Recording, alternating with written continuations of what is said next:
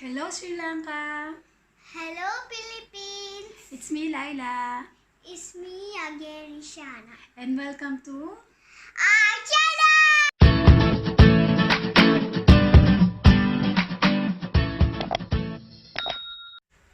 Hi! Okay.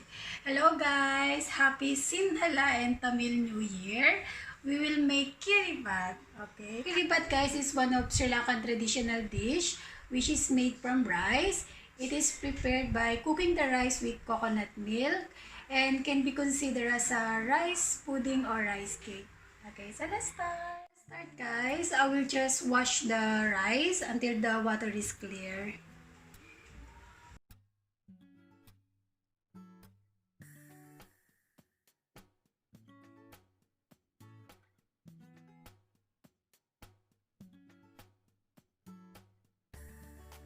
Okay, so we're done washing the rice. So let's just soak around 20 to 30 minutes. Okay guys, 30 minutes done. Shana is there. Okay, so let's just refill the water.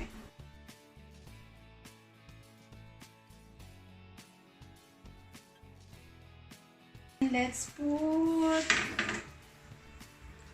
3 cups of thin coconut milk. 3 cups.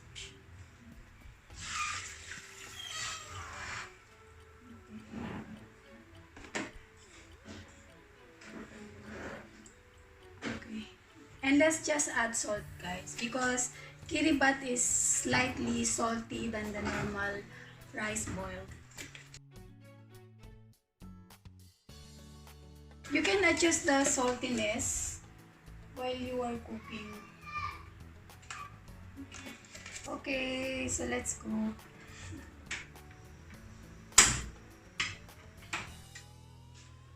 Okay guys, so when it's about to boil like that, let's just stir.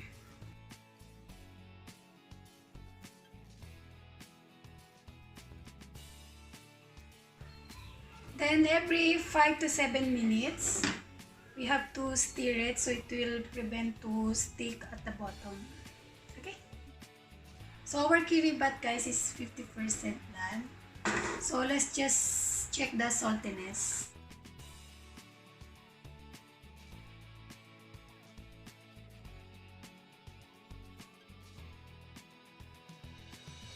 It's okay.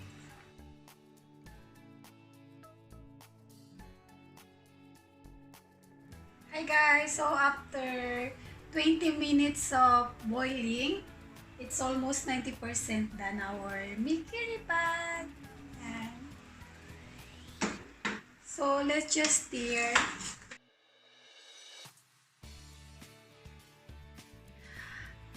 Our Kiribath guys is 95% done. Ayan. So let's just stir.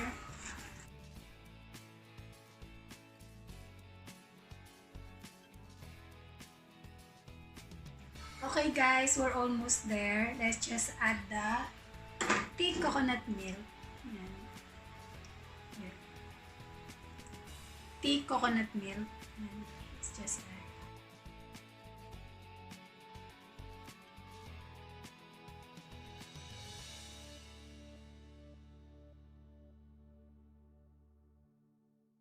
Let's just stir often guys to avoid stick on the bottom.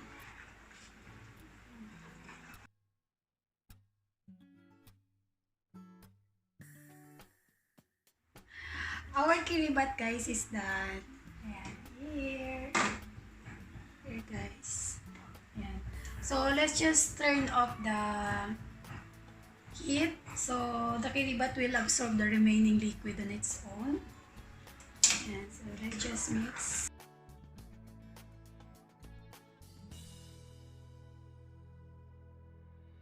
Then let's just cover and leave it at least 20 minutes.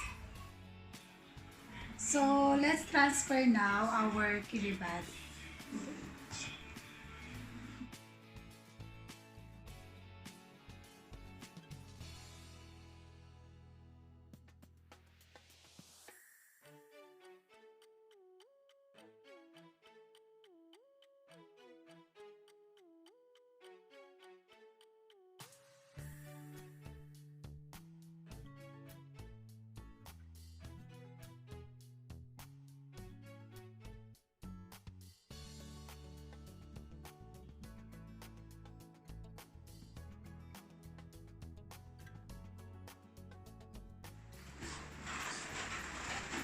guys, our kiribat is ready. With kata sambol. Yan. So, ready to eat. That's it. I like Kiribath.